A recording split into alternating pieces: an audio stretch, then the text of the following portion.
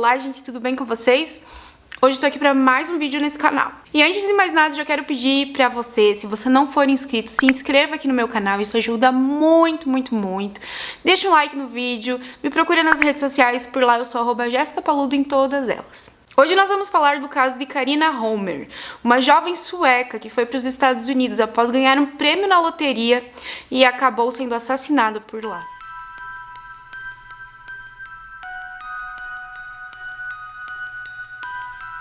Boston é uma cidade super jovem, com a noite vibrante, e Carina, sim, estava super atraída pelas experiências que ela podia ter lá em Boston. Chegando em seu destino, Carina conseguiu um trabalho como au pair. O que é au pair, gente? Au pair é uma espécie de cuidadora, de babá, mas ela mora na casa dos seus empregadores. Ela cuida de todas as tarefas da criança, desde levar à escola, ajudar com a tarefa, fazer o lanche, enfim, levar para os cursos que a criança talvez tenha. Trabalhar como au pair está sendo uma solução para muitos jovens que pretendem ir para os Estados Unidos ou para algum outro país em busca de novas experiências, enfim, de trabalho. Existem agências especializadas em lidar com a burocracia, do suporte tanto para a família que está contratando quanto para a pessoa contratada. Carina não estava totalmente regularizada para trabalhar nos Estados Unidos, então ela acabou conseguindo um emprego de au pair em uma agência que não era totalmente regularizada. Carina conseguiu um emprego de au pair numa cidadezinha bem próxima de Boston, Dover, para um casal. O casal se chamava Frank Brett e Susan Nichter. Ele era fotógrafo e Susan era pintora, e eles tinham 2 filhos. Carina tinha uma personalidade muito amigável e gentil. Logo se adaptou ao serviço. Durante a semana trabalhava e no fim de semana ela explorava a cidade, além de ir em festas e aproveitar a noite de Boston. Frank, um dos contratantes de Carina, era dono de um estúdio no bairro de Fort Point, em Boston. Assim, ele emprestava esse local para Carina ir no fim de semana, daí ela não precisava voltar para Dover e podia também ter um momento de privacidade. E o casal também, ganhava privacidade no fim de semana. Em um fim de semana que tinha tudo para ser divertido, Carina já tinha feito amigos, enfim, estava em Boston e ela resolveu ir para o Zanzibar, noite de 21 de junho de 1996. Parece também que Carina não tinha idade suficiente para consumir álcool nos Estados Unidos. Ela tinha 19 anos. Assim, ela entrou no bar com uma identidade falsa. Parece que Carina estava muito feliz nessa noite. Ela acabou bebendo demais e acabou se perdendo dos seus amigos.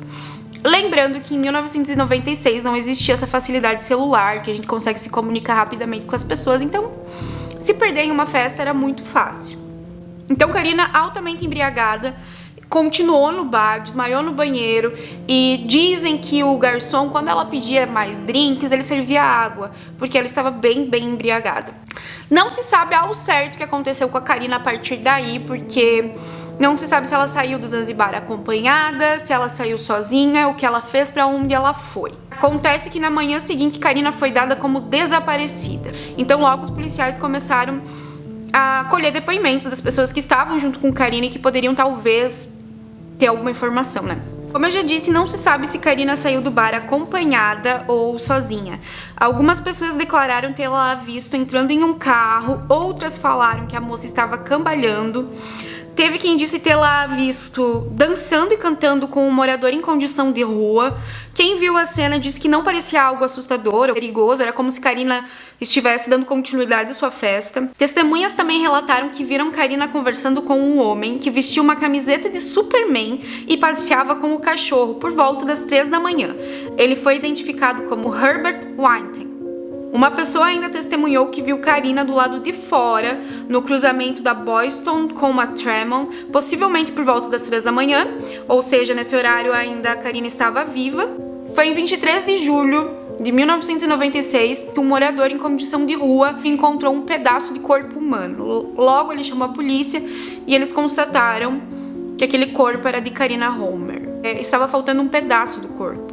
Eles só acharam o tronco para cima. Outra metade, pernas, a região genital, nada disso foi encontrado. O corpo havia sido serrado, cortado ao meio. O Departamento de Polícia de Boston rapidamente começou a investigar e presumiu que o assassinato poderia ser obra de alguém que já tivesse feito isso antes, ou que tinha experiência em carnificina. O corpo havia sido separado pelo corte de apenas um osso da coluna vertebral. Parece que o desmembramento não ocorreu no mesmo lugar onde o corpo foi encontrado. Os investigadores não conseguiram determinar a localização real do assassinato e do desmembramento.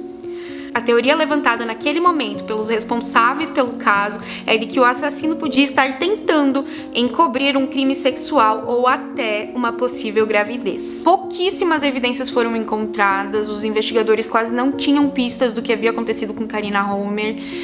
Eles encontraram algumas digitais nos sacos de lixo que envolviam o corpo da jovem, porém essas digitais não levavam a lugar nenhum, poderiam ser de qualquer pessoa. Descobriram que Karina havia sido sufocada, estrangulada, porque haviam marcas no pescoço de Karina.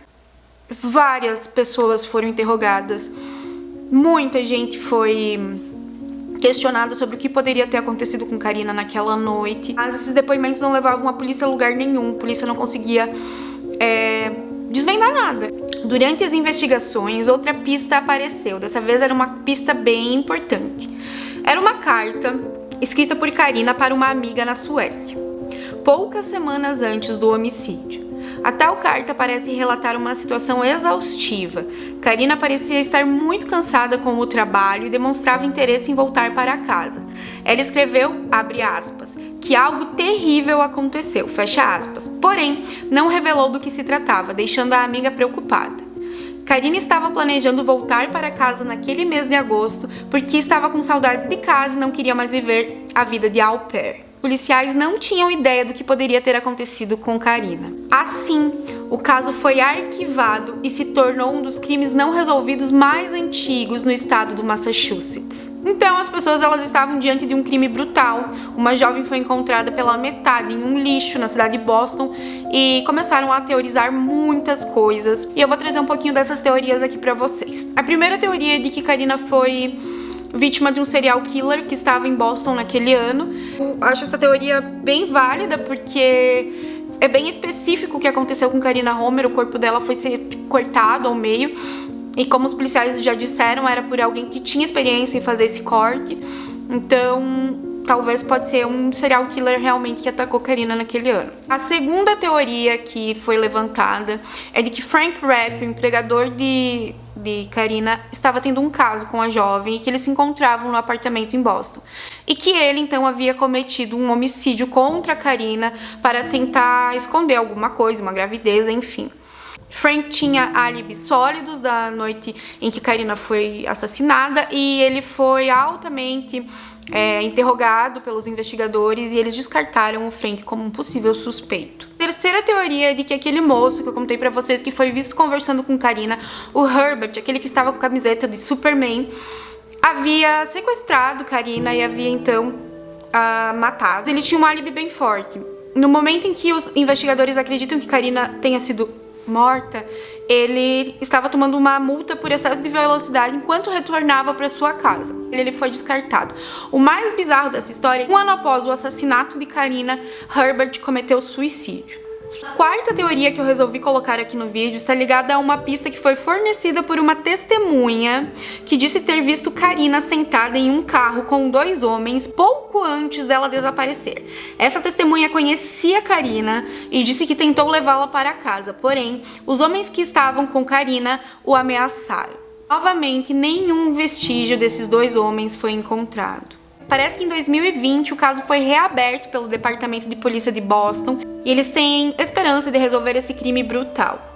Em um comunicado na página do departamento, os detetives pediram a ajuda da comunidade. Abre aspas, qualquer informação, não importa quão pequena ou aparentemente insignificante, pode fazer uma enorme diferença no curso desta investigação de décadas, fecha aspas. Qualquer pessoa com uma pista potencial é convidada a ligar para o Crime Stopper ou para a unidade de homicídios não resolvidos do Departamento de Polícia de Boston. Eu penso que em uma sociedade altamente machista, a nossa existência atrapalha. A violência contra a mulher é muito grande. Quando mulheres resolvem ser livres e correr pelo mundo como se não existisse essa violência, o mundo nos mostra que sim, que a gente ainda tem que lutar todos os dias para sermos mais livres.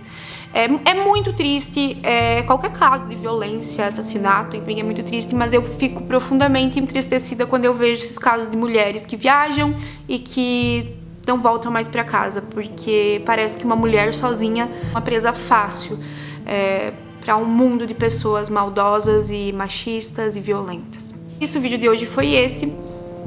Beijo.